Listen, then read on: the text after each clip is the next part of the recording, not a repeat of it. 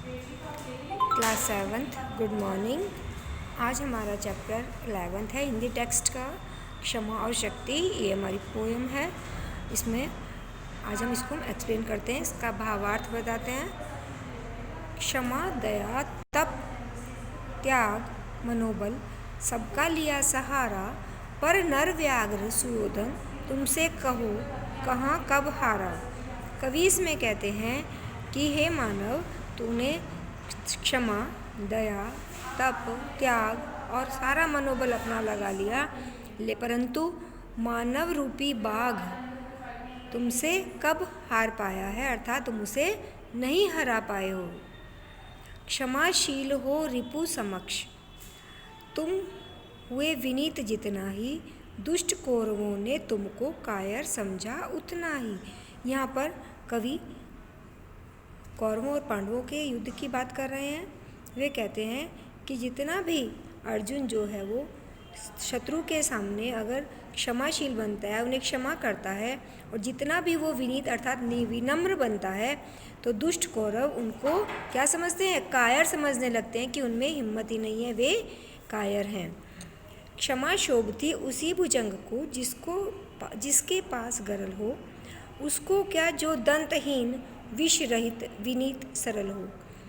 कवि कहते हैं कि क्षमा उसी भुजंग मीन्स सांप को ही सुशोभित करती है जिसके पास गरल अर्थात विष होता है, जिसके पास जहर होता है। उसको क्या जो दंतहीन, लेकिन जो दंतहीन है, जिस विष रहित है, जिसके पास विष नहीं है, वो क्या विनीत और सरल हो सकता है। वो किसी को क्या क्षमा कर सकता है, वो तो खुद ही शक्तिहीन है। क्षमा तो उसी को शोभा देती है, अर्थात शक्तिशाली को ही शोभा देती है। अगर कोई शक्तिशाली किसी को क्षमा करता है तभी वह क्षमाशीलता उसकी कही जाती है। 3 दिवस तक पथ मांगते रघुपति सिंधु किनारे, बैठे पढ़ते रहे छंद अनुने के प्यारे प्यारे। ये जब राम जी लंका पहुंचने के लिए समुद्र तट पर समुद्र की प्रार्थना करते रहे, समुद्र से प्रार्थना करते रहे, विनय करते रहे कि रास्ता मांगते रहे, तब तक क्या हुआ, 3 दिन तक समुद्र ने उनको रास्ता नहीं दिया, सिंधु अर्थात समुद्र। लेकिन उन्होंने बहुत से श्लोक भी पढ़े, प्रार्थना भी की, लेकिन समुद्र ने उनको रास्ता नहीं दिया।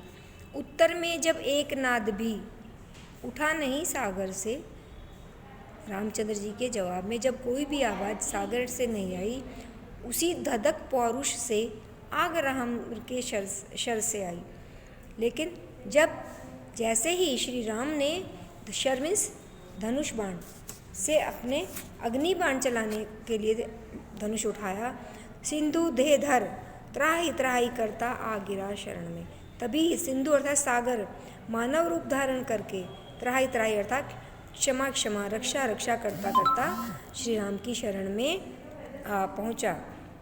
चरण दूजा दास पूज दासता ग्रहण की, बंधा मूढ़ बंधन में। क्या किया उसने, भगवान रामचंद्र जी के चरण पूजे और उस शरण में आया उनकी, और बंधन में बंध गया। सच पूछो तो शर्मे है ही बस्ती है दीप्ति विनय की, संधि वचन संपूज्य उसी का, जिसमें शक्ति विजय की। कवि कहते हैं कि सच पूछो तो शर में अर्थात ताकत में, धनुष बाण में या शक्ति में ही क्या है, विनय की रोशनी, दीप्तिमंत रोशनी बसती है, पाई जाती है। संधि वचन अर्थात समझौते का वचन उसी का पूजनीय होता है जिसकी शक्ति में, जिसमें जीतने की शक्ति होती है। सहनशील क्षमा दया को तभी पूजता जग है, बल का दर्प चमकता उसके पीछे जब जग जगमग है। कवि कहते हैं कि क्षमाशीलता, सहनशीलता और क्षमा और दया को यह संसार तभी मानता है, तभी पूजता है, जब उसमें क्या बल का दर्प या घमंड दिखाई देता हो, तभी उसके पीछे सब जगमग होता है, सब पीछे पीछे चलते हैं। कवि के कहने का तात्पर्य है कि अगर कोई शक्तिशाली है तो उसी को क्षमा शोभा देती है, शक्तिहीन या दुर्बल, कमज़ोर किसी को क्या क्षमा कर सकता है, क्योंकि वह तो स्वयं ही असहाय और बलहीन होता है। इस कविता के लेखक हैं रामधारी सिंह दिनकर जी, और इसका बुक वर्क हम कल एक्सप्लेन करेंगे। आप लोग अपनी नोटबुक स्कूल में ज़रूर चेक करा लें।